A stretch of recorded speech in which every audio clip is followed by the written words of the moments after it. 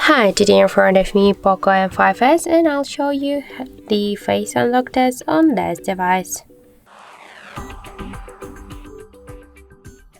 So I set up my face recognition a couple of minutes ago and now I'll make a couple of tries to unlock the device with my face and we'll see how fast this feature is and as it works. So let's start. 1, 2, 3, 4, 5. So as we can see, the face unlock feature works here correct and fast. We just unlock the device less than in 1 second.